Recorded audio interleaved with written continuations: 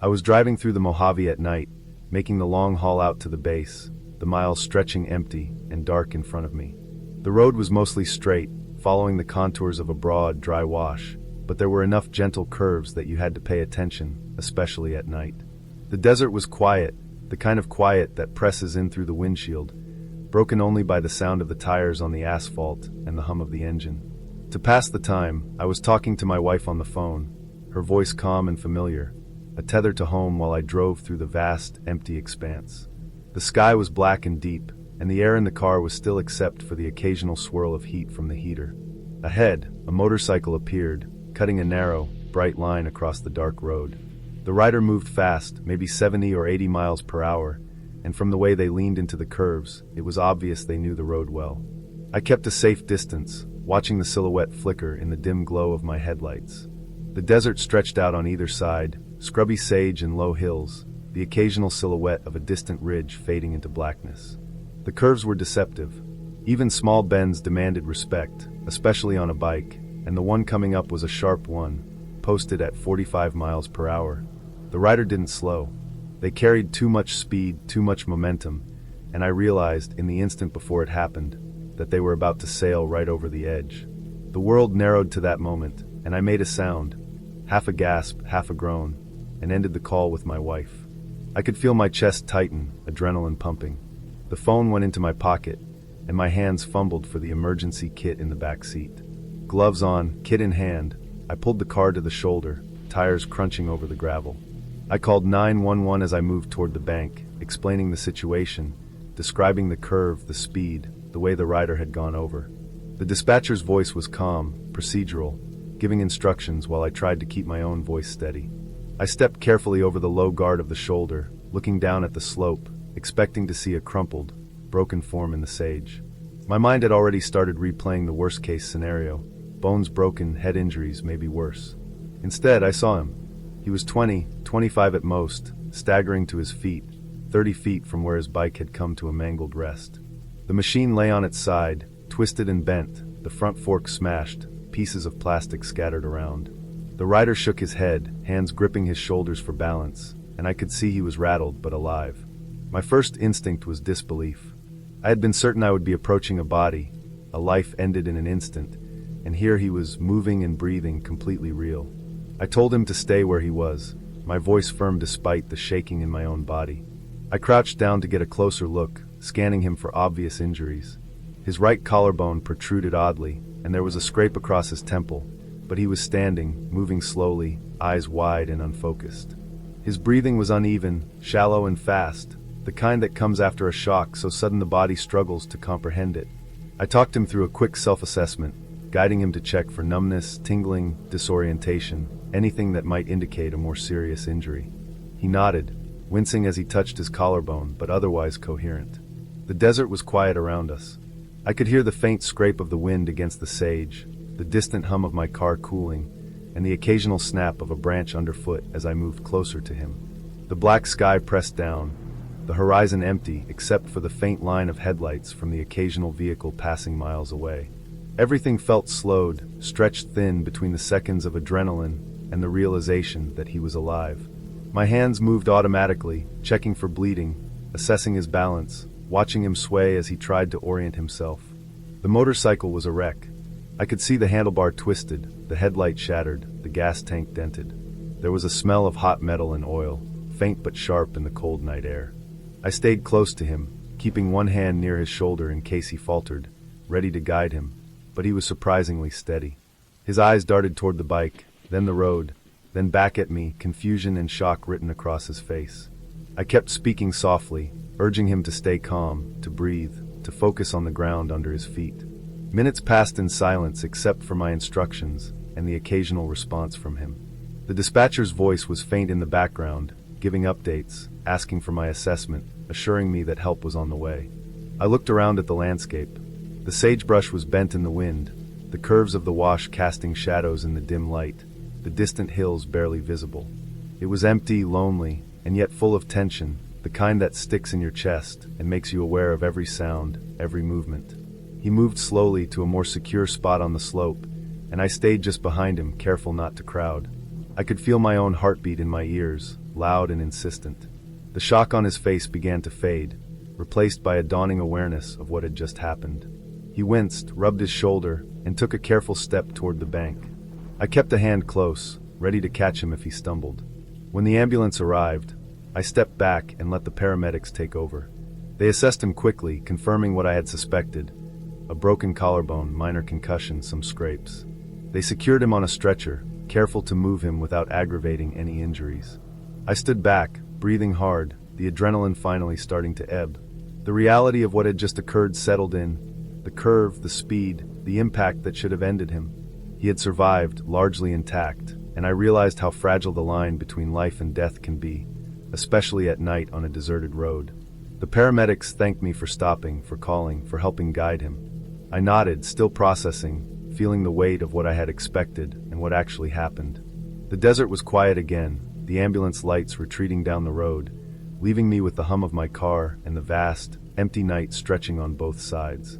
I got back in, started the engine, and pulled onto the asphalt, the smell of burned tires and oil still lingering in the air. I continued my drive, slower now, more deliberate. Every curve felt sharper, every shadow more defined, and I stayed hyper-aware of the road and the space around me. The desert seemed endless, but I could feel the edges of my relief settling in. I had expected death and found survival. I had expected tragedy and found luck, skill, and a little grace. The miles rolled on beneath my tires, the night stretching, and I kept my eyes on the horizon, knowing the incident would stay with me, a reminder of how quickly everything can change, and how real life can be even in the most ordinary, everyday moments. By the time I reached the base, the sky was beginning to lighten, faint blues creeping over the horizon. My body ached from tension, my mind replayed the night in slow, careful loops, and I realized I had witnessed something extraordinary in its quiet, terrible ordinariness. A life had nearly ended, and somehow it had not.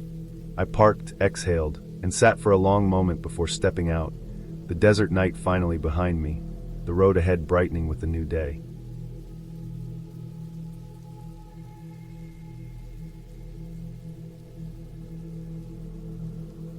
The night had settled fully by the time we were driving back from the event. The sky was a flat, dull gray that swallowed any sense of distance, and the few stars that tried to shine were quickly swallowed by the low-hanging clouds. The road stretched ahead in long, empty lines, the occasional orange glow of a street lamp flickering weakly, barely cutting through the dark. Some of the lights weren't working at all, leaving patches of the road almost invisible until the headlights reached them. The air in the car felt heavy, almost humid, and there was a faint smell of asphalt and dry desert dust mixed with the lingering scent of the event: perfume, fried food, and car exhaust. I remember the quiet hum of the tires on the asphalt and the low thrum of the engine beneath us. My sister's voice was soft and casual, talking about something from earlier, about people we had seen or music that had played, her tone light in contrast to the oppressive dark around us. I focused on the road, my eyes scanning the uneven, shadowed stretch of asphalt, trying to anticipate every curve and dip. The more I watched, the more the shadows seemed to settle into themselves, like a thick black water that could hide anything. It was the kind of road that had no margin for error. The lanes were narrow, the lines faded, and the shoulders crumbled into gravel and dirt. Trees and low brush lined the edges, sometimes letting the wind shift them with a soft rustle that made my skin crawl. I didn't say anything, just kept my eyes trained on the road, trying to ignore the little shivers crawling up my spine. Then, out of the corner of my eye, something appeared in the lane ahead. I didn't see it first as a bike rack. I saw it as a shimmer, like the shape of it was floating in the darkness. My stomach jumped, and my hand shot instinctively toward the door handle. The shape solidified in the headlight's edge, and I could make out the bars and the frame of multiple bikes, stacked on a rack that looked like it had just fallen off a car. The way they leaned, and the way the metal caught what little light there was made them seem impossibly close, impossibly fast. There was no time to think. I yelled. The sound tore from my throat before I even processed the danger. The word burst out like a weapon. Bikes. My sister reacted instantly. The car swerved hard, tires screaming against the asphalt. The wheel jerked to the left, then corrected to the right, overcorrected, and suddenly we were spinning. The world tilted violently, and I pressed my hands against the dash, feeling the force of the spin press my chest into the seatbelt. Trees and shadows blurred past the windows, the headlights streaking across the edges of the brush. The sound of the tires scraping against the road and the metal groaning in protest was deafening. And then, impossibly, the car came to a stop. We were facing the opposite direction, on the other side of the road, the engine still running, the tires resting just inches from the gravel shoulder. There were cars behind us, slowing, flashing lights, some stopping entirely. People were getting out, walking toward us, their faces anxious, their gestures urgent but careful. My heart was pounding so hard I thought it might break through my ribs. I was shaking, trying to control my breathing, looking around to make sure we hadn't collided with anything. The bikes were gone from the middle of the road. Nothing remained but the cracked lines of asphalt and the shadows stretching across the lane. I remember the strange calm that followed the chaos, a quiet that almost hurt to be in. The other cars had stopped, their lights creating a pool of yellow and white on the dark asphalt. People were talking, their voices low but insistent, asking if we were okay, if anyone was hurt. The air smelled sharp with fear and exhaust, and there was a low vibration from the idling engines that seemed to echo in my chest. My sister's hands were tight on the wheel, her knuckles white, her eyes wide. I could feel her tension radiating through the seat. I stared back at her, still trying to process what had just happened, trying to understand how we had avoided a disaster that had appeared so suddenly. I realized then that I had seen the bikes before they were even fully in the lane. They had seemed to glow faintly, outlined by a pale bluish light that made them visible in a way that was impossible under the broken street lamps. I don't know why, and I could not explain it, but it was real. That brief illumination, subtle and almost imperceptible, had given me just enough time to react, just enough time for my scream to reach my sister before it was too late. When I looked again, the light was gone, and the bikes seemed to be nothing more than a shadow in the night. The other drivers slowly began to leave, satisfied that we were unharmed. The road returned to its lonely stillness, the dark pressing against the headlights as if nothing had happened. My sister took a long moment before moving the car back onto the correct side of the road. The engine idled, the tires crunching over the shoulder gravel as she steered us back in line. Neither of us spoke, our voices swallowed by the enormity of the quiet around us. The night seemed heavier, the darkness deeper, as if the road itself had swallowed its shape and was letting us know it could have been otherwise. The rest of the drive was tense. Every shadow seemed to twitch, every curve felt sharper, every dip in the asphalt like a trap. My senses were raw. I noticed the smell of the dry earth, the hint of smoke from a distant fire, the occasional animal crossing the roadside that hadn't registered before. My hands gripped the dashboard tightly, my body alert to the smallest change in the road. My sister's voice had faded into a quiet hum of exhaustion, and I didn't interrupt it, knowing that any distraction could be fatal. When we finally reached the familiar stretch of road leading into town, the streetlights started working again. The dark thinned, and the sense of menace that had pressed against us all the way from the rural outskirts began to lift.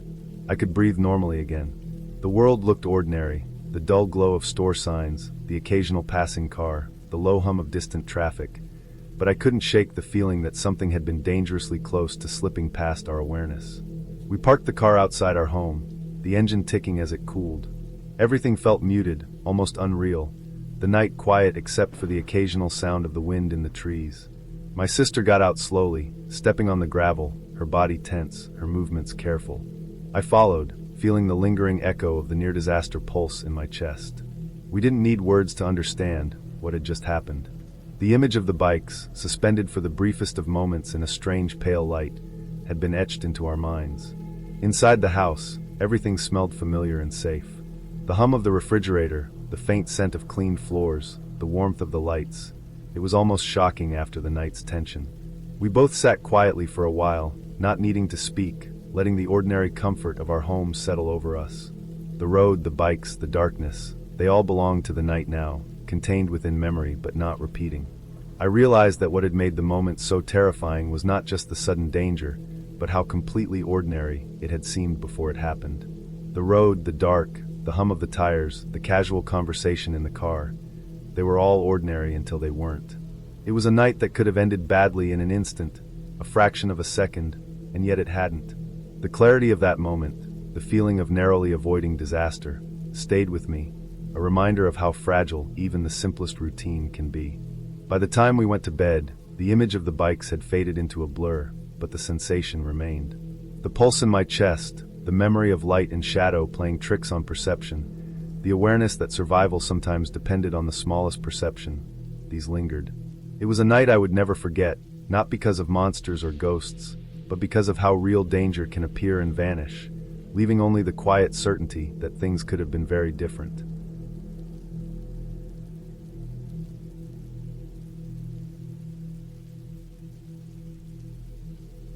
I was 19, driving home alone after leaving my boyfriend's house. The night was quiet, the kind of quiet that presses against the car, fills the windows, and makes you notice every small sound.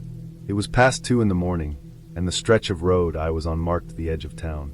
Behind me, the faint orange glow of streetlights faded into the distance, and ahead, fields of corn rose in dark, uneven waves, punctuated by lines of trees forming shelter belts. The road was empty. Not another car, not a single light in the distance, just me and the endless blackness stretching ahead. I stopped at a red light. The air inside the car was cool but still, and I could hear the soft hum of the engine and the faint whistle of wind across the side mirrors. My hands were tight on the steering wheel, knuckles white. I leaned back slightly in the seat, tired from the drive but comfortable with the rhythm of the night. The quiet was familiar, the kind that feels like home when you're used to it, but there's a strange weight to it at hours like this. A sense of being the only thing alive for miles. That's when I noticed movement out of the corner of my eye.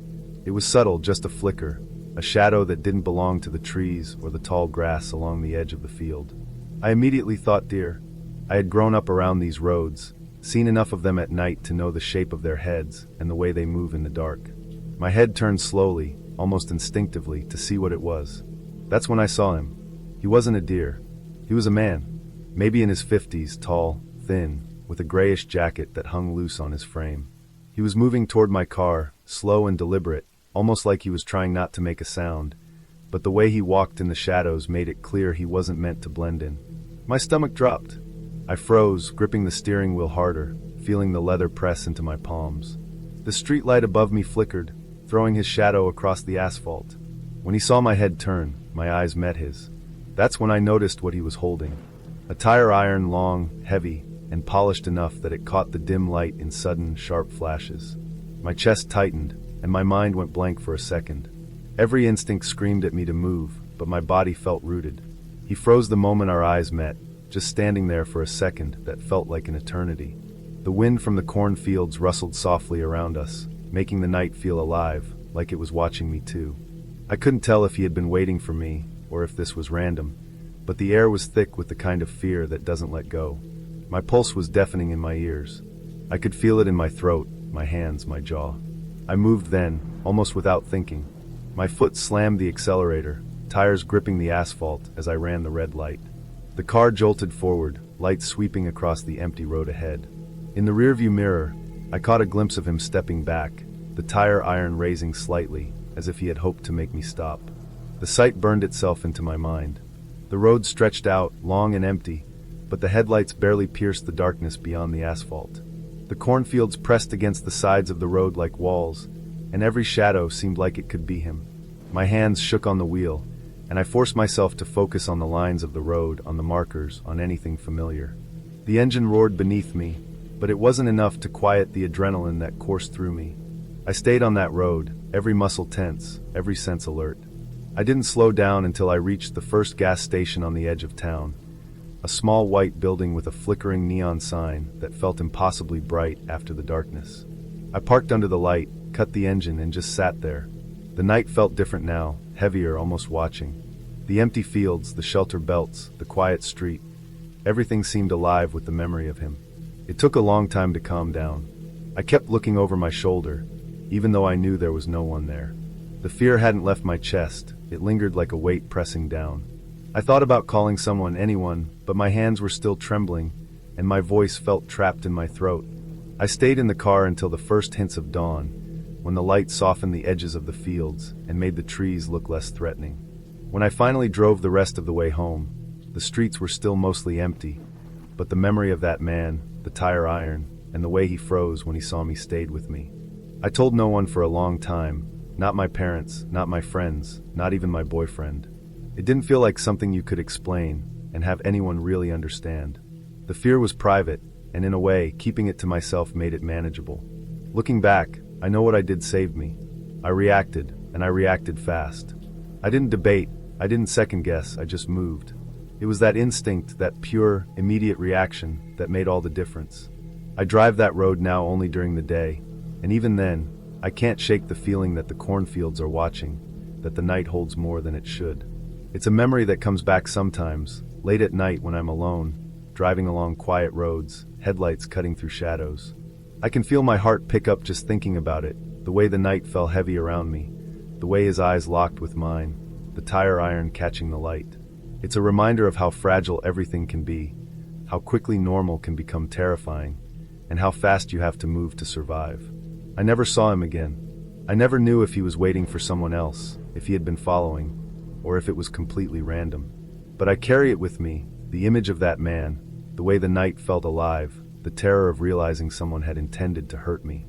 It's a memory grounded in a single moment, yet it stretches out, touching every dark road I travel, every empty night, every time I feel alone in a space that should feel safe. The clarity of that moment, the fear, the instinct, the escape, is as vivid now as it was that night, and it will always stay with me. I learned that night how quickly things can change, how normal can become dangerous without warning, and how every decision, every second matters. The road behind me, the empty fields ahead, and the brief, terrifying encounter in between are a story I carry quietly, a story that reminds me to never take safety for granted, to trust my instincts, and to respect the darkness even when it seems empty.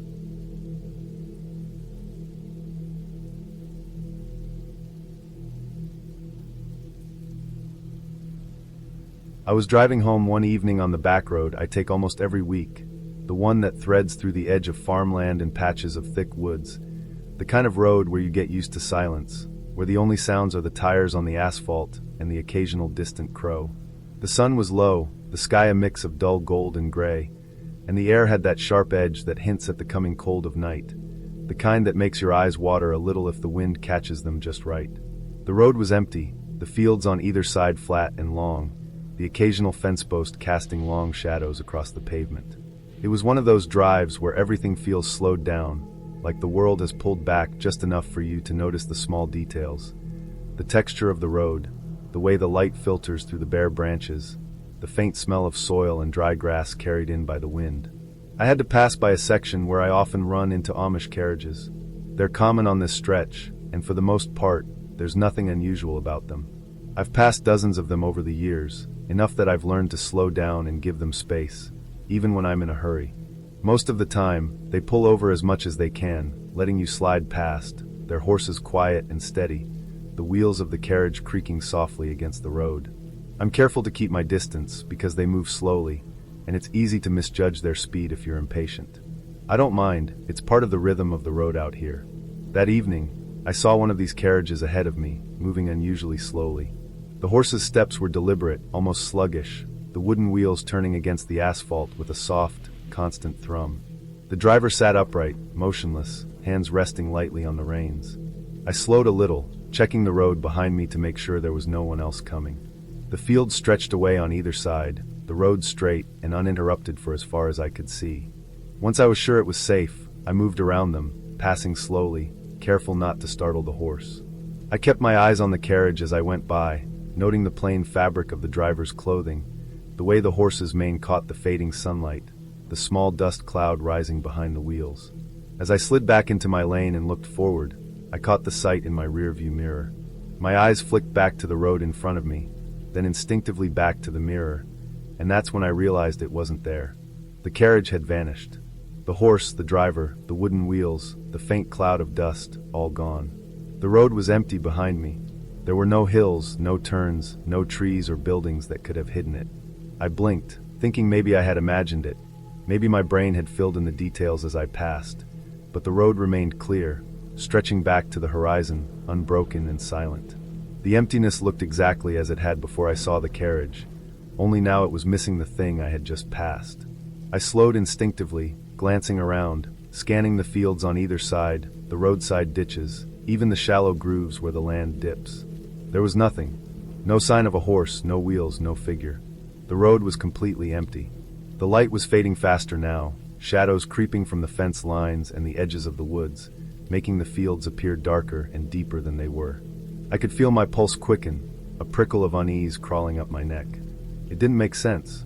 There was no way for a horse and carriage to vanish that quickly, no shortcut, no hidden path, nothing to explain it.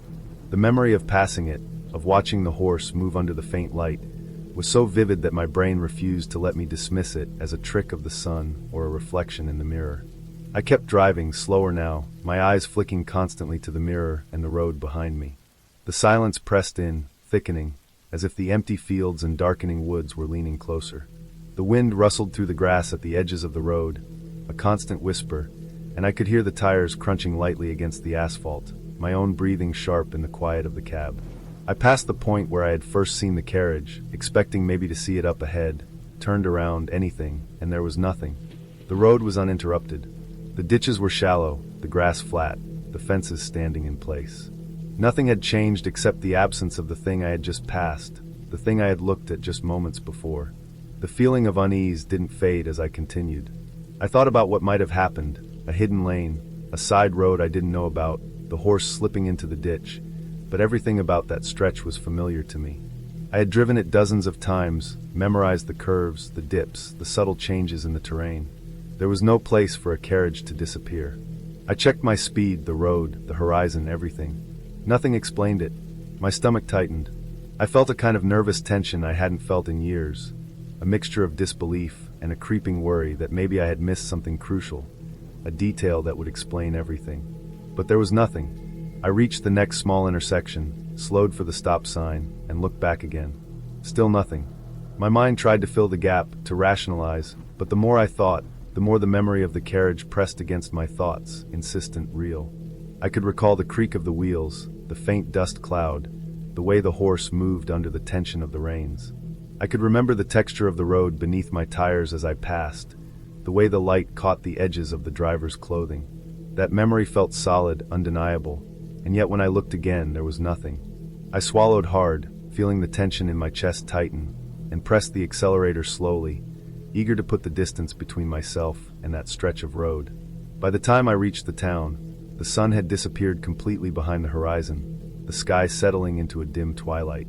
The houses were lit, the gas station glowing softly, the familiar sounds of tires on pavement and occasional voices of comfort. I parked, got out, and walked around the car, scanning the empty lot, the street beyond, making sure I wasn't imagining things. Everything was normal. There was nothing unusual to see, nothing out of place. I even walked down the street a little, checking the surrounding roads and intersections. Still nothing. I never figured out what had happened. It doesn't feel like a hallucination, and I haven't been prone to imagining things like that. I know what I saw, I remember it vividly. I have no logical explanation. Every time I drive past that section now, I slow down, glance in the mirror, and check the fields. I can't explain it. I don't have to. I just acknowledge it, keep my hands on the wheel, and keep driving. It's a small, unsettling reminder that sometimes even familiar roads can surprise you in ways you don't expect. That even the ordinary can vanish in a way that leaves a quiet, lingering unease, and that the memory of something real can persist long after it has disappeared from sight.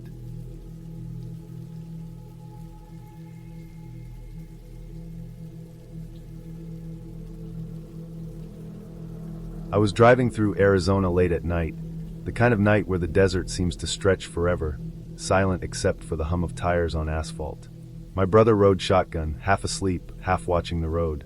It was just past 1 a.m, the dark so complete that the faint orange glow of distant highway lights felt almost invasive.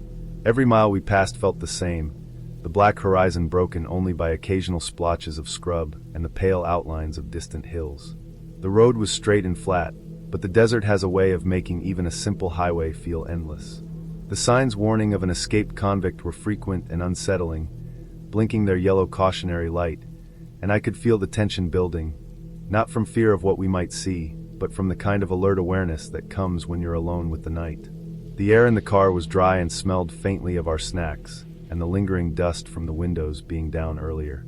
My brother and I were trying to lighten the mood, joking about the old stories travelers tell about the desert, how people say the land shifts at night, how animals move in strange ways, how someone could vanish and leave no trace. It felt absurd, but the desert has a way of making absurd things feel plausible. The conversation, such as it was, became a rhythm of nervous laughter and uneasy observation. I noticed the shadows along the roadside stretching in unusual ways, long dark shapes flickering in the headlights, and I felt my pulse quicken without knowing why. It wasn't fear exactly. It was awareness. The kind that keeps you alert to details you usually ignore. Then it happened. Something moved. Something large. I saw it out of the corner of my eye, a sudden blur crossing the asphalt. I slammed on the brakes, the tires screeching against the dry road, and the car lurched forward before stopping. My heart was hammering. My brother was wide-eyed, frozen, and we both looked toward the roadside. The animal we had seen was gone into the brush, but what we had glimpsed was impossible to categorize at first. It was big, bigger than any coyote I had seen, but it didn't move like a cougar. Its legs moved with a deer-like fluidity, springing in long strides, but its body was lanky in a way that didn't match any deer I knew. Its tail was long, curling slightly as it ran, and its shape was strange, sharp-edged and wild. Its coat wasn't smooth. It had patches that looked worn or missing, giving it a gaunt, desperate look, and the way it disappeared into the shadows made it feel like the desert had swallowed it whole. We stayed stopped on the road for a moment, trying to catch our breath, trying to reconcile what we had just seen. There was no sound except for the distant wind through the brush and the occasional rustle of a cactus or scrub. The silence seemed heavier now, filled with the weight of something impossible to name. I could feel my stomach tighten. I wanted to convince myself it was a cougar, or maybe a deer twisted in some strange way by the shadows, but every explanation seemed to fall short. My brother and I eventually laughed, nervous and incredulous, because laughing felt better than sitting in complete disbelief. We didn't speak. Our glances said everything. We both knew we had seen something real, but we had no idea what it was. We continued driving, but the road felt different after that. Every stretch of darkness seemed to hold the possibility of another sudden movement. I found myself scanning the roadside constantly, headlights sweeping over cacti and sandy ridges. The desert was quiet, almost too quiet, and every small sound, the wind shifting a piece of paper, a distant bird startled by our car, was amplified. I noticed the shapes of the hills differently now, their contours sharper and more menacing, as if the land itself had changed after the encounter. The road stretched on in a monotony of asphalt and darkness, and I felt a cold awareness of how alone we were. The nearest town was miles away, the few vehicles we saw hours before now non-existent. The desert had reclaimed the night for itself. We tried to distract ourselves, talking about friends we were going to see, planning the rest of the trip. But every word felt thin, almost irrelevant, because the image of that animal kept intruding in my mind. It wasn't just its size or shape, it was the way it moved. There was an intelligence in its gait, a wariness that suggested it was accustomed to being hunted or to hunting itself. The memory of its eyes, or at least the shadow where its eyes should have been, was more unsettling than the body itself. I couldn't decide whether it had looked curious, frightened, or indifferent, and that uncertainty gnawed at me. The desert had played a trick on us, and maybe it was still out there, watching the road ahead. The miles passed slowly. We drove in silence for stretches, broken only by the occasional swerve at the sight of a dark silhouette in the headlights. Each time, I braced for a repeat of the earlier encounter, but nothing emerged. The tension persisted, though, an invisible weight pressing down, tightening my grip on the wheel. The desert felt vast and empty, yet strangely intimate, like it knew we were trespassing in its quiet. The air grew colder as we drove, the chill rising from the asphalt and into the car, and the night pressed closer around us. I realized I had never felt this alone in a long time, even with my brother beside me. The night had a way of amplifying awareness, and everything felt sharper, more immediate, more threatening simply because it could not be categorized or explained. Eventually, the first signs of dawn appeared. The sky lightened from black to deep indigo, then to a pale gray. The desert lost some of its oppressive weight in the early light, though the scrub and ridges were still jagged and strange. The road became familiar again, stretching out like a ribbon toward the horizon. The escaped convict warnings were still posted at intervals, but they no longer had the same edge. We had survived the night, we had driven through the stretch of highway that had felt endless and uncanny, and we were closer to the town where we could stop, refuel, and shake off the tension. We didn't speak much as we drove the last few miles into town. The air inside the car smelled faintly of coffee and dust, the tension slowly unraveling. I kept thinking about that animal, the way it moved, the way it didn't fit into any category I knew. I finally settled on a tentative explanation, maybe a mangy cougar, maybe some hybrid I'd never seen, but I didn't fully believe it. The desert doesn't give answers easily, and some things aren't meant to be explained. What mattered was that we had made it through, that the long, eerie stretch of highway was behind us. We had driven through an unshakable silence, seen something that defied immediate understanding, and survived with our wits intact. By the time we reached the edge of town, the first light had begun to cast shadows across the buildings, painting the streets with soft gold and gray. The feeling of dread, the inexplicable weight of the night, finally lifted. We parked at the small gas station, the hum of fluorescent lights and the distant murmur of a few early risers offering a sense of normalcy. The desert, which had seemed so immense and unknowable just hours before, was now a landscape we could observe calmly from a distance. We filled the tank, stretched our legs, and prepared to continue the journey. The memory of that animal lingered, sharp and vivid, but it no longer carried the same paralyzing uncertainty. It had happened, we had seen it, and the night had passed. The highway had returned to something ordinary, and we could continue on our way.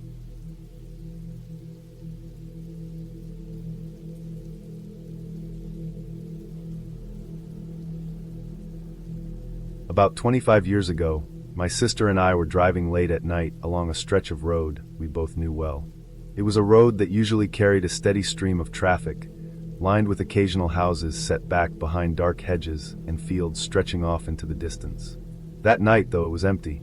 Not a single car passed us in either direction, and the streetlights flickered in a way that made the edges of the asphalt blur with the shadows of the trees.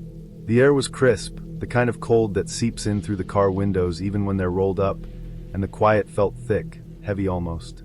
The only sound was the soft hum of the engine and the occasional rustle of leaves from the trees lining the road. We were moving along, neither of us particularly thinking about anything, just enjoying the quiet, when something caught both our eyes up ahead. It was on the road, small at first, flapping lightly in the night breeze. From the distance it looked like a black garbage bag, lying in the middle of our lane, whipped gently by the wind. I mentioned it to my sister, and she agreed, squinting through the windshield, trying to make sense of it. We both slowed down instinctively, the tires humming against the cold asphalt as we approached it. There was a strange, almost hypnotic quality to it, the way the black shape twisted and shifted, caught in the faint reflection of the passing streetlights. As we got closer, the shape began to change. It was subtle at first, a flicker of movement that didn't match the way a bag would behave. My eyes widened slightly as I realized it wasn't lying flat anymore. The shape grew taller, stretching upward, and then it solidified into something that made my stomach twist. It was a man standing in the middle of the road, holding a bicycle. The way he was positioned, he was perfectly still, almost rigid, his bike upright next to him as though he had been frozen in place. The streetlights caught the metal of the frame just enough for it to glint, a stark, almost blinding contrast to the darkness around him. We both froze for a moment, the car slowing without our hands even needing to press the brake. There was no reaction from him, no movement, no sign that he had even noticed us. His posture was casual, relaxed even, but there was something about the way he stood that made every instinct in my body tense. I remember noticing the silence around him. The usual night sounds, the rustling of leaves, distant traffic, even the occasional chirp of crickets, had all but vanished. It was as if the air had condensed around him, absorbing every sound except the faint hum of our car. My sister and I exchanged a look, a silent agreement that we needed to keep moving, but we couldn't bring ourselves to look away entirely. We pulled slowly alongside him, the car rolling to a near stop as we tried to gauge whether he was okay. He tilted his head slightly, and I remember thinking it was the strangest nod I had ever seen. It wasn't the nod of someone trying to signal agreement or understanding. It was mechanical, deliberate, almost rehearsed. He didn't speak. No words, no murmurs, nothing. Just the faint, motionless tilt of his head. The wind caught his jacket briefly, and I could see the fabric ripple, the faint shimmer of sweat or light reflecting off the seams. But he remained entirely still. I remember my heart pounding, the sensation of something hovering on the edge of understanding, and yet refusing to settle into any logical explanation. After a moment, I eased the car forward, glancing at my sister to make sure she was still breathing normally, still in control. She was pale, gripping the steering wheel, eyes wide but locked on the road ahead. As we passed him, the sensation of distance created a strange shift. The hum of the engine became louder in my ears, the usual night sound slowly returned, and the figure in the road seemed to shrink slightly, like a memory being pushed back into the periphery. For the next few minutes, neither of us spoke, our voices swallowed by the night. The road stretched out in front of us, familiar yet now somehow altered. Every shadow along the side of the asphalt seemed heavier. Every bend in the road carried the weight of uncertainty. We talked about it later, trying to find some rational explanation, but nothing fit completely. The road had been deserted, the night clear. No cars, no distractions, no pranks that made sense. We both considered the possibility that it was a man riding a bike who had stopped suddenly, maybe having trouble with a flat or some mechanical failure. But the way he had simply stood there, perfectly still and silent, made that impossible. There was no light from a lamp, no sound of shifting metal, no clatter that usually accompanies someone maneuvering a bicycle at night. And yet, it had been real. I could still feel the way my chest tightened when we passed him, the almost tactile presence of someone in the night that didn't belong to the ordinary world. In the weeks afterward, I kept replaying it, trying to fit it into something familiar. My sister did the same. The image of the black flapping shape transforming into a human being stayed with us, the subtle way it moved, the perfect stillness, and the silent nod. It became a shared memory, one that shaped the way we understood quiet nights on empty roads. Every time we drove late at night afterward, even on crowded streets, there was a pause in the back of our minds, a shadow that lingered, reminding us how quickly the ordinary can become unexplainable. I've thought about that night many times over the years, and every detail remains clear. The cold air, the quiet road, the way the shadows leaned across the asphalt, the shape on the road, the impossible stillness, the brief nod, and the way we drove past, uncertain and uneasy. It's the only night I can remember feeling completely detached from everything I knew about reality, while still being firmly in it. There was no danger, no crash, no confrontation, but the feeling of watching something that didn't fit, standing there calmly in the middle of a dark road, has stayed with both of us. We still talk about it, even decades later, both of us struggling to find words to make it make sense. And we never have. It remains the strangest thing either of us has ever seen. A perfectly ordinary night interrupted by something that was entirely real and entirely inexplicable. A moment that slipped between the familiar and the impossible.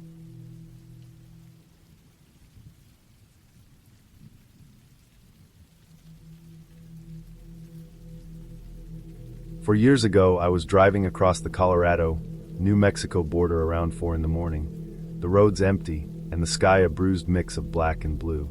The air in the truck was dry and bitter, and the temperature outside had a bite that made me pull my jacket tighter around me. I'd been on the road for hours, nothing but empty asphalt, distant hills, and the occasional flicker of a roadside reflector to mark the way. I was low on fuel, and just hoping to find a station before the gauge hit empty. I turned off the main highway onto a narrower road, one that seemed to veer through nothing but farmland and low scrub, and eventually I stumbled into the smallest, saddest little farm town I've ever seen. The place had one tiny gas station that looked like it had been built in the 50s and never touched again. Its paint was faded and peeling, the windows were grimy, and the light above the pumps flickered unevenly. Not a single person moved in sight. The wind made the old metal sign clatter, and I could hear the faint scrape of a loose shutter on the roof of a nearby building. It felt completely abandoned, silent in a way that made the hair on my neck stand up, but there was a strange draw to it, a kind of eerie beauty, as if the whole town existed in a frozen moment. I pulled up to the pump and cut the engine. The cold hit me like a slap when I stepped out, and I could see my breath curling in front of me. I grabbed the pump and started filling the tank, the hiss and drip of gasoline, the only sound besides the wind. For a while, I just stood there listening to the quiet, the kind of quiet that feels heavier than anything else. Then I noticed the car in the shadows behind the gas station. A black lowrider, the kind of car you see in movies that feel more style than substance, with rims that caught the faint light of the pump. Leaning against it were 4 guys, all wearing black shorts, white tank tops, and knee-high socks. The contrast was ridiculous, almost laughable, freezing cold in the middle of nowhere, and these guys were dressed like they were at a summer barbecue. But the look on their faces, or rather the tattoos creeping down their arms and across their necks and faces, was the first thing that made my laugh die in my throat. They had a presence, a kind of quiet confidence that didn't need to announce itself. They didn't speak or move apart from the slow way they got off the car. They walked straight toward me, and I could see the full detail of the tattoos now, the dark ink standing out against pale skin in the harsh light of the pump. I froze for a second, the cold suddenly replaced by a different kind of chill, The one that comes when you realize the world has just shifted slightly out of your favor. My hands tightened on the pump, and I felt the engine of my truck beneath me like a heartbeat ready to explode. I didn't think, I just reacted.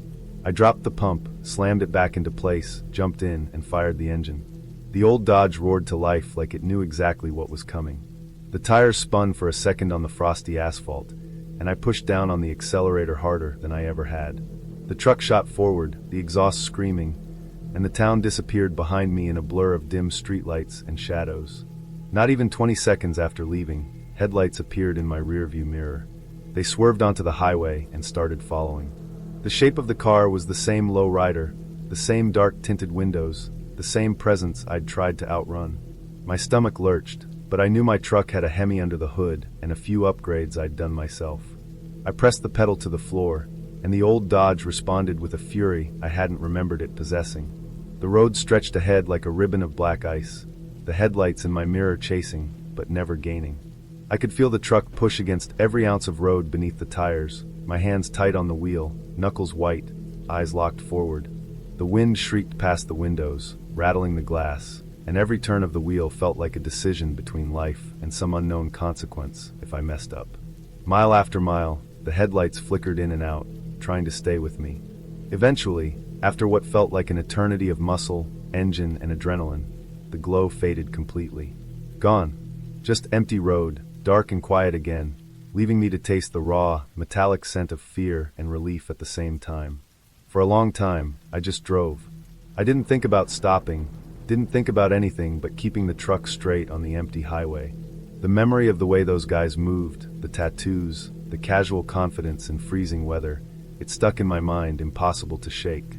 Eventually, the sun started to creep over the horizon, painting the desert with faint streaks of orange and pink.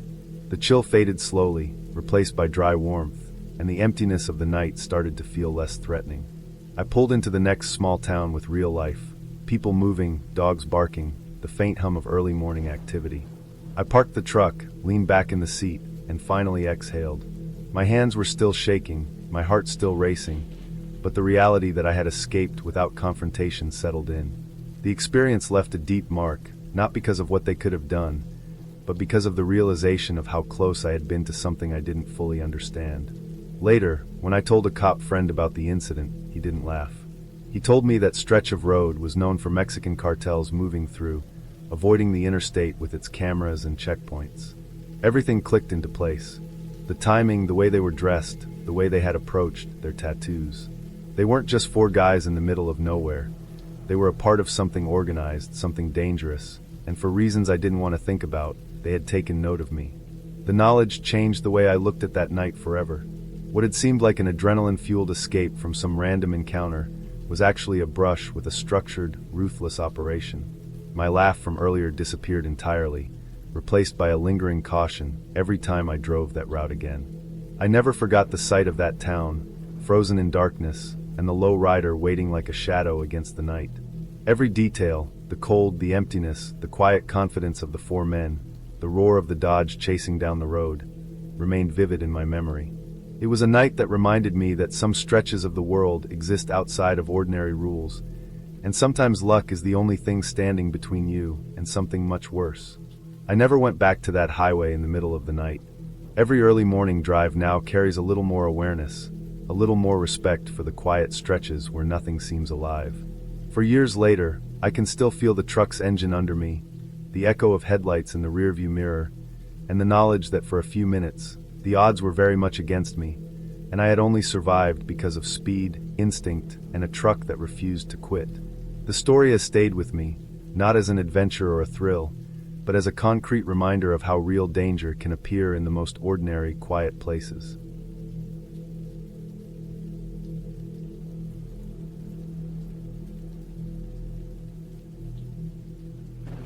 I remember my mom telling me this story years ago, and she still talks about it as one of the strangest nights of her life. She was young, maybe in her early 20s, and it was a cold evening in late fall. She and her mother had gone shopping in the late afternoon, the kind of trip where you leave with more than you intended, bags stacked high in the car. They were heading home, a route she knew well, through the quiet outskirts of the city. By then, streetlights had started flickering on, but there were long stretches where the road remained dark, shadowed by the trees and the low hills around them. The car had been giving small signs of trouble all week, sputtering a little in the mornings, the oil light flickering faintly, nothing too serious. That night, though, it finally gave out completely. One moment they were driving along a straight stretch lined with maples and oaks, the tires crunching faintly on fallen leaves at the edge of the road, and the next, the engine shuddered, coughed, and died. The lights dimmed, then went out entirely, leaving them in darkness except for the faint glow from the dashboard. Her mother pulled the car as far to the shoulder as she could, onto the gravel. The tires sank slightly into the loose stones, and the air smelled of damp earth and leaves. My mom remembers the silence most clearly, the kind of silence that feels heavy, that presses in when you're not moving and the world beyond the road seems distant. The only sounds were the faint wind rustling through the branches and the occasional distant car somewhere far behind them. They sat for a few minutes, neither moving, just listening to the car tick as it cooled. My grandmother, always careful, had begun worrying about whether they should stay inside or step out, checking the mirrors now and then to see if any other cars were approaching. That's when they noticed him, a man in the car behind them. At first, it was just headlights slowing, then the car pulled off to the shoulder, and he stepped out. He wasn't rushing or aggressive. There was a calm, measured way he moved, carrying something in his hands that they couldn't quite make out in the low light. He approached without saying anything, nodding faintly as if to indicate he could help. My grandmother was hesitant, watching him carefully, the way someone watches the person fixing a flat tire on the side of a highway. My mom remembers the cautious trust she saw in her mother's eyes. The man knelt by the car, opened the hood, and began checking the engine. He moved with a practiced ease, checking the oil, adjusting a few things, and eventually indicating that they were ready to go. My grandmother, still uneasy, closed the hood and got back in the driver's seat, hands tight around the steering wheel. The car started without issue. The engine hummed, lights returned, and the road seemed to stretch normally ahead. My mother glanced to the rearview mirror to see the man and his car still on the shoulder, but the moment she blinked, they were gone. There was no sound of a car leaving, no fading engine note, no headlights disappearing around a curve. 1 second he had been kneeling by the car, and the next there was nothing, no sign he had ever been there. The gravel where he had stood was undisturbed, not a single stone out of place. My grandmother drove without speaking, gripping the wheel so tightly her knuckles were white. My mom remembers staring out the side window, seeing the dark shapes of trees and the occasional house light in the distance, feeling the same quiet weight pressing down as before. The road stretched endlessly, the absence of the man and his car filling her with a strange tension she couldn't explain. It wasn't fear in the conventional sense, just a deep, instinctive sense that something unusual had happened, something they couldn't quite account for. They passed the point where the car had died, the stretch of road now fully illuminated by their own headlights, and still there was no trace. My grandmother slowed a few times, checking the mirrors, scanning the road, but the man and the other car had vanished completely. Every sound, the low hum of the tires on asphalt, the occasional rustle of leaves, even the engine itself, seemed louder against the void of his disappearance. The rest of the drive home was quiet. Neither spoke, each lost in thought, the kind of thought that doesn't need words. My mom remembers noticing how every shadow seemed sharper, how the night air had a heavier presence than usual, pressing against the car as though it was aware of them. They drove past familiar landmarks, the streetlights flickering weakly, and slowly the normal rhythm of the neighborhood began to reassert itself. Houses appeared, the occasional porch light, the familiar curve of the road that led to their street. When they finally pulled into their driveway, my grandmother parked and left the car running for a moment, glancing in every direction as if expecting him to appear out of the darkness again. There was nothing. The quiet of the night had shifted back into ordinary suburban stillness. My mom remembers the relief, the small exhale that came from both of them, the unspoken acknowledgement that whatever had happened on that side of the road had ended. They carried the groceries inside, the bags heavier with both the weight of their purchases and the lingering unease from the drive. The story stayed with my mom for years. She never mentioned it to friends at the time, not because she was afraid anyone would think she was imagining it, but because there was no explanation that would make sense. The man could have walked away, she supposed. He could have parked down the road, disappeared into a side street, or simply driven off silently while they hadn't noticed. Logically, all of those things were possible. But the way he had simply vanished without a sound, the way the space he had occupied moments ago was now empty, made it impossible to forget. She always emphasized the normalcy of it. There was no chase, no threat beyond the uncertainty, no menace in his demeanor. It was a real person in a real car, doing a real thing that could have been entirely ordinary. And yet the sudden absence, the way reality seemed to blink and reset itself, left a mark. They had both carried the quiet of that night with them for the rest of the drive and beyond. Even years later, my mom could recall every detail: the texture of the gravel, the smell of damp leaves, the faint chill in the air, the way the headlights cut through the dark. She would always end the story with the same thought: that sometimes events don't have to be violent or threatening to be unsettling. Sometimes it is enough for something ordinary to shift, for someone to vanish without a trace, for the world to feel slightly, unnervingly unmoored. When she finished telling it, she always noted that they never spoke about it on the drive home again. The quiet had become their companion, and it carried them safely through the remaining miles. Nothing else happened that night, and when they reached the house, the ordinary world resumed its hold. The incident was concluded, yet it stayed in their minds because of the stark normalcy of the moment and the impossibility of the disappearance. It was over entirely, and they had arrived home, safe and unhurt, but it remained unforgettable.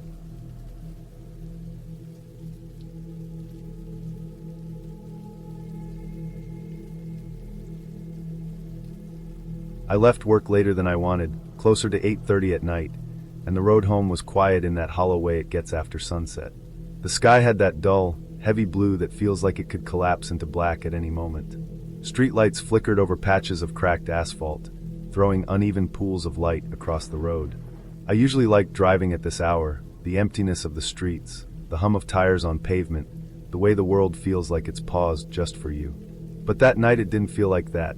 The air in the car felt heavier, the engine noise sharper than it should have been. I didn't notice him at first. I thought I might have caught a glimpse of headlights behind me, but the road had curves, and traffic sometimes loops back when I can't see far enough. My mind was tired, half on the drive, half on the emails I had left unread, the mess of dishes waiting at home, the quiet panic that comes when you realize you've forgotten to pick up groceries for the week. It wasn't until I took the turn onto my street that I realized he was still there. My street is short, lined with tightly packed houses, some with front yards overgrown, some with porch lights dangling on faulty wires. He pulled in right behind me, too close, too deliberate. I slowed down, my hands gripping the steering wheel so hard it left faint imprints. He didn't overtake me, didn't signal, didn't flash lights or anything that would seem like an accident. He just followed. I tried to tell myself I was imagining it, that maybe he was a neighbor or just lost. I drove past a few houses, trying to see if anyone else noticed, but the windows were dark, the blinds drawn. When I pulled into my driveway, he pulled in behind me and stopped. Not across the street, not far enough to be considered a neighbor being polite, right at the entrance of my driveway. I sat frozen, engine running, staring at him through the windshield. The headlights hit him in a way that made him look bigger, more looming than a person normally does. He got out. I can still see the way he stepped from the car, deliberate, slow, and unhurried, like he had all the time in the world. Then the shouting started, sharp, explosive, a kind of raw rage that filled the empty night. He didn't say anything about why he was there. He didn't ask anything. He just screamed. Every few seconds, the same words, fragmented, incoherent but full of anger, directed entirely at me. I froze again. I didn't move. I didn't honk. I didn't call anyone. My mind ran through every scenario, every story I'd ever heard, every warning about people following you home. My hands shook on the steering wheel. I thought about leaving, but the street was narrow, the driveway too short, the night too dark to make a safe escape without him noticing. I tried to look around, to figure out if there was any way I could get past him, but he stood there rooted, staring at me with that kind of fury that feels like it can scrape through steel. I backed up slightly, just a few feet, hoping it would make him pause. It didn't. He took a few steps forward. My heart raced so hard I could feel it in my throat. I wanted to call someone, but I couldn't think straight. My fingers were trembling too much to dial. My mind was spinning with everything I had to do, everything I should have done differently that day. All I knew was that the street was empty, my house quiet, and this man standing there screaming nonsense, knowing exactly where I lived. I sat there, engine still running, until I realized he wasn't going to leave unless I left first. My rational mind kept telling me not to escalate, but every instinct screamed at me that leaving wasn't safe either. I had no idea who he was, why he was angry, if he even knew me personally. He could have followed me for miles, maybe even hours, waiting for this moment. The thought made my stomach turn. Finally, I decided I couldn't stay. I drove slowly out of the driveway, headlights low, watching him from the corner of my eye. He stepped back, let me pass, but didn't get back into his car. I didn't stop until I was on the main road again. My hands were shaking so badly, I almost swerved into a ditch. I drove past familiar landmarks, past the convenience store I sometimes stop at, past the street where my friend lives. I didn't know where I was going, only that I couldn't go home. I ended up at my mom's house, 2 towns over, where the street lights were brighter and the houses closer together. I didn't tell her everything, not yet, just enough to explain why I was there, why I looked like I'd seen a ghost. I sat in her kitchen, gripping a cup of tea that had gone cold, feeling the adrenaline fade into exhaustion, into a kind of brittle, shaking emptiness. Every time my phone buzzed, I jumped. Every sound outside made me tense, imagining him there, waiting, still angry, still loud, still capable of anything. The worst part is that I have no idea who he was. No way to know if it was random, if it was personal, if he had followed someone else first, and I just happened to be there. Every time I try to think about it logically, I end up back at the driveway, in the car, with him screaming and knowing exactly where I live. The thought of that man outside my house, alone, waiting, is enough to keep me awake. For 2 days now, I haven't been back. I've been at my mom's, sleeping on the couch, leaving lights on, checking locks, trying to convince myself that staying here is enough. I don't drive down that street. I don't even think about leaving until I have someone else in the car with me. I keep imagining him watching from the darkness, waiting for me to slip, to go back home, to make one mistake. I can't explain why he did it, and that's worse than if I could. If I knew the reason, if it were something I could understand or fix, I might feel safer. But not knowing, feeling like a completely random act of rage could happen to me, at any time, anywhere, that's terrifying in a way I've never felt before. I don't know when I'll go home. I don't know if it's safe. I keep replaying every detail of the drive, every curve, every headlight I might have ignored, every moment I could have acted differently. I can't stop thinking about how quickly the quiet night became something alive, something threatening, and how small my car felt against that anger, that intent. 2 days later, I'm still shaken. I still don't know why he followed me, or who he was. But I know I can't go back yet. Not until I'm sure. Not until the world feels solid and safe again. Until then, my life is paused in a strange, anxious limbo, and I'm stuck at my mom's, waiting, watching, hoping nothing like that ever happens again. Every shadow, every passing car, every lonely street makes me tense. I know it sounds like paranoia, but it's not. It's the memory of someone standing there, yelling nonsense, knowing exactly where I lived. That memory has reshaped every corner of my night drives. And for now, it's the only thing I can hold on to. The decision not to go back, the cautious watchfulness, the awareness that for a moment, my world could have been completely invaded by a stranger's rage. That's the reality I'm living in, and until I can convince myself otherwise, it's the only home I feel safe in.